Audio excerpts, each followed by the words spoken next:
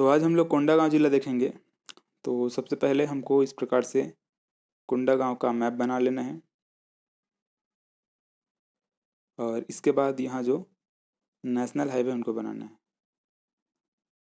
तो देखिए यह नेशनल हाईवे 30 है, ये इस तरह से NH30, यह नेशनल हाईवे 30। और यहाँ पे एक नेशनल हाईवे इस प्रकार से 130D है, नेशनल हाईवे 130D और ये national highway 30। National highway 130D यहाँ पे ये नारायणपुर में आगे ख़त्म हो जाएगा, ये वाला भाग नारायणपुर का है। ठीक, इधर नारायणपुर है। तो यहाँ तक आने के बाद ये समाप्त हो जाता है। कौन? National highway 130D। ठीक, नेशनल हाईवे वाले वीडियो में हमने देखा था। तो ये हुआ नेशनल हाईवे। अब देखते हैं यहाँ नदियों को। देखिए माकड़ी तहसील, यहाँ पे माकड़ी तहसील में है माकड़ी की पहाड़ी। माकड़ी की पहाड़ी से इस तरह से नारंगी नदी का उद्गम होता है। ठीक है, और आगे जाकर के नारंगी नदी इंद्रावती नदी से मिल जाएगी। ठीक, नारंगी नदी आगे जाकर के इंद्रावती नदी से मिल जाएगी। और ऐसा भी प्रश्न बन सकता है कि कोंडागांव किस नदी के तट पर बसा हुआ है। तो ये कोंडागांव नारंगी नदी के तट पर बसा हुआ है, याद रखना है इसको भी। ठीक, ये नारंगी नदी यहाँ पे है कोंडागांव, तो कोंडागांव नारंगी नदी के तट पर बसा हुआ है। ठीक है, अब देखते हैं तहसीलों को। तो देखिए ये कोंडागांव, माकड़ी, फरसगांव, बड़े राजपुर और ये केसकाल। तो ये सभी यहाँ पे तहसील हैं। टोटल यहाँ पे 5 तहसील हैं। कौन कौन सा? कोंडागांव, माकड़ी, फरसगांव, बड़े राजपुर और केसकाल। चलिए, तो ये हुआ तहसील। अब देखते हैं प्रमुख जगहों को। लेकिन यहाँ पे देखिए खनिज, पहले खनिज देख लेते हैं। ये वाले भाग में पूरा यहाँ पे बॉक्साइट पाया जाता है। कहाँ कहाँ पे? केसकाल, कुएं, कुदारवाही, बुधियारमारी, छेरबहरा, ये सभी जगह पे बॉक्साइट खनिज पाया जाता है। ये बॉक्साइट जो केसकाल घाटी है, यहाँ पे केसकाल, यहाँ पे पहाड़ी भी है। तो यहाँ पे मुख्य रूप से बॉक्साइट का भंडार है। ठीक है, इधर बॉक्साइट अधिक पाया जाता है, ये वाले क्षेत्र में पूरा। तो ये बॉक्साइट यहाँ का मुख्य खनिज। और यहीं पे देखिए ये फरसगांव और ये कोंडागांव, फरसगांव और कोंडागांव, यहाँ पे ग्रेनाइट खनिज पाया जाता है। ठीक, फरसगांव कोंडागांव में ग्रेनाइट खनिज पाया जाता है। ये इंपॉर्टेंट नहीं है उतना खास, लेकिन ये याद रखना है इन सबको। ठीक, खास करके ये केसकाल, यहाँ पे अधिक मात्रा में यहाँ पे जो बॉक्साइट खनिज है उसका यहाँ पे भंडार है वहाँ पे। चलिए, तो अब देखते हैं प्रमुख जगहों को। तो देखिए यहाँ पे हम लोगों ने नेशनल हाईवे 30 देखा। इसमें यहाँ पे 12 भांवर है। 12 भांवर मतलब 12 मोड़ है यहाँ पे। ये वाला भाग आपको जो दिख रहे हैं उसमें क्या है? घुमावदार मोड़ है। 12 यहाँ पे घुमावदार मोड़ इस प्रकार से बने हुए हैं, ऐसे यहाँ पे। इसको 12 भांवर बोलते हैं। और इसको बस्तर का प्रवेश द्वार बोलते हैं। छत्तीसगढ़ का प्रवेश द्वार हम लोगों ने देखा था कवर्धा जिले में, चिल्फी घाटी को। मतलब वो चिल्फी घाटी क्या है? छत्तीसगढ़ का प्रवेश द्वार है। और ये बस्तर का प्रवेश द्वार है, इसमें कंफ्यूज आपको नहीं होना है। मतलब केसकाल घाटी को बस्तर का प्रवेश द्वार बोला जाता है। ठीक है, अब देखते हैं केसकाल घाटी में क्या क्या है। तो देखिए यहाँ पे तेलिन माता का मंदिर है, यहीं बोर्डिंग नदी का उद्गम होता है। इसको बस्तर का प्रवेश द्वार बोलते हैं। यहीं पे पंचवटी है। ठीक, हम लोगों ने कांकेर में बात किया था पंचवटी को। तो यहीं पे ये क्या है? पंचवटी है। कहाँ पे? केसकाल घाटी। इधर कांकेर है ना, ये वाले भाग में कांकेर है। तो ये केसकाल घाटी में क्या क्या है?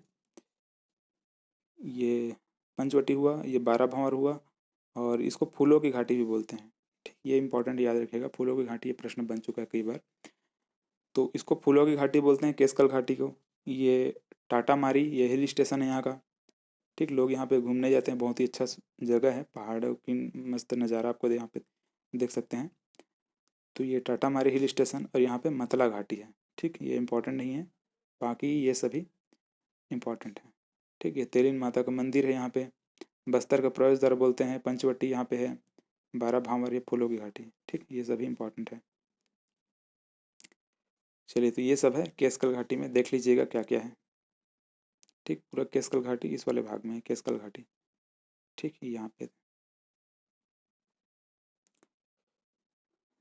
चलिए, अब देखते हैं और दूसरे जगह को। यहाँ पे आलोरा, आलोरा में है लिंगेश्वरी देवी का मंदिर। ठीक, आलोरा में क्या है? लिंगेश्वरी देवी का मंदिर है। और यहाँ पे गढ़धनौरा, गढ़धनौरा में ये देखिए, गढ़धनौरा ये पाषाण घेरे, यहाँ पे पाषाण कालीन स्थल है गढ़धनौरा। एक सेकेंड। ठीक है, क्या है गढ़धनौरा? पाषाण कालीन स्थल है। यहाँ पे पाषाण घेरे हैं, यहीं पे प्राचीन मंदिर हैं, और यहाँ पे बंजारिन मंदिर है और गोबराही शिव मंदिर है। ठीक, क्या क्या है? बंजारिन मंदिर और गोबराही शिव मंदिर। ठीक, कहाँ पे है? ये गढ़धनौरा में है। और यहाँ पे पाषाण घेरे हैं और प्राचीन मंदिर है। ठीक है, याद रखिएगा, पाषाण कालीन स्थल है। हम लोग इसको छत्तीसगढ़ के इतिहास में और पढ़ेंगे। यहाँ पे भोंगापाल, ठीक, इस वाले भाग में भोंगापाल, ये बौद्ध विहार, यहाँ पे बौद्ध विहार स्थित है। ठीक है, बौद्ध कालीन स्थल है ये भोंगापाल। अब इसके बाद ये फरस गांव। फरस गांव में है जटायु शिला, याद रखिएगा। फरस गांव में क्या है? जटायु शिला है। और यहीं पे बड़े डोंगर भी है, जो कि चारों तरफ से पहाड़ी से घिरा हुआ है। ठीक, फरस गांव में क्या है? बड़े डोंगर है, जो कि चारों ओर से पहाड़ी से घिरा हुआ है। और यहाँ पे 147 तालाब, 147 तालाब है। कहाँ पे? बड़े डोंगर में 147 तालाब। और यहीं पे माँ दंतेश्वरी और महिषासुर का युद्ध हुआ था। ठीक है, माँ दंतेश्वरी और महिषासुर का यहाँ पे संग्राम हुआ था। कहाँ पे? ये बड़े डोंगर में ही। देखिए, चारों तरफ से पहाड़ी से घिरा हुआ है। और ठीक है, इसे इमेजिन कर सकते हैं कि किस प्रकार से इन दोनों का मतलब माँ दंतेश्वरी और महिषासुर का युद्ध किस प्रकार से हुआ होगा। चारों तरफ पहाड़ी। ठीक है, और ये यहाँ पे 147 तालाब। ठीक, तो ये सभी कहाँ हैं? ये फरस गांव में है। चलिए अब देखते हैं कोंडा गांव को। कोंडा गांव, इसको शिल्प ग्राम भी बोला जाता है। ठीक है, शिल्प ग्राम क्यों बोलते हैं? यहाँ पे धाड़वा शिल्प कला के लिए हमें प्रसिद्ध है। ठीक है, धाड़वा शिल्प कला यहाँ पे, धाड़वा शिल्प कला ये बहुत ही महत्वपूर्ण एक टॉपिक है। आप लोग उसका वीडियो आप लोग यूट्यूब में सर्च करके देख सकते हैं, या फिर आप इमेज देखेंगे तो समझ में आ जाएगा किस प्रकार से ये धाड़वा शिल्प कला का बनाया जाता है। ठीक है, तो ये धाड़वा शिल्प कला के लिए प्रसिद्ध है, ये इसको शिल्प ग्राम भी बोला जाता है। चलिए, तो ये सब है कोंडा गांव में। तो ठीक है, सब कुछ लगभग हमने देख लिया। तो ये इस प्रकार से है कोंडा गांव जिला। चलिए एक बार फिर से रिवाइज कर लेते हैं। देखिए, नेशनल हाईवे में ये 30, और यहाँ पे 130D। ये तहसील में ये माकड़ी तहसील, ये बड़े राजपुर, ये केशकाल, यहाँ पे फरस गांव, यहाँ पे कोंडा गांव। ठीक, प्रमुख खनिज में यहाँ पे बॉक्साइट, ये वाले भाग में केशकाल में कुदारवाही, बुधियारमारी, शेरबहरा, ये सभी जगह पे बॉक्साइट खनिज है। ये फरस गांव और कोंडा गांव, यहाँ पे ग्रेनाइट खनिज पाया जाता है। प्रमुख जगहों में एक केशकाल घाटी है, ये जो नेशनल हाईवे 30 है, इसमें यहाँ पे 12 घुमावदार मोड़ बने हैं, जिसको केशकाल घाटी बोला जाता है। मतलब 12 भांवर बोला जाता है। केशकाल घाटी में क्या क्या है? तेलिन माता का मंदिर है, बोडी नदी का उद्गम स्थल है, बस्तर किसको प्रवेश द्वार बोलते हैं, यहाँ पे पंचवटी है। और यहाँ पे 12 भांवर हम लोगों ने देखा, इसको फूलों की घाटी भी बोलते हैं।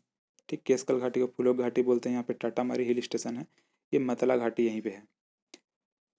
ठीक, यहाँ पे अलोरा, यहाँ पे लिंगेश्वरी माता का मंदिर है, यहाँ पे गढ़धनौरा, यहाँ पे बंजारिन बंजारिन मंदिर है, गोबराही का शिव मंदिर है, प्राचीन मंदिर यहीं पे है। ये पाषाण घेरे हैं, और ये पाषाण कालीन स्थल है। ठीक, गढ़धनौरा। भोंगापाल, यहाँ पे बौद्ध विहार स्थित है, ये बौद्ध कालीन स्थल है। फरस गांव में है बड़े डोंगर, फरस गांव में जटायु शिला भी है।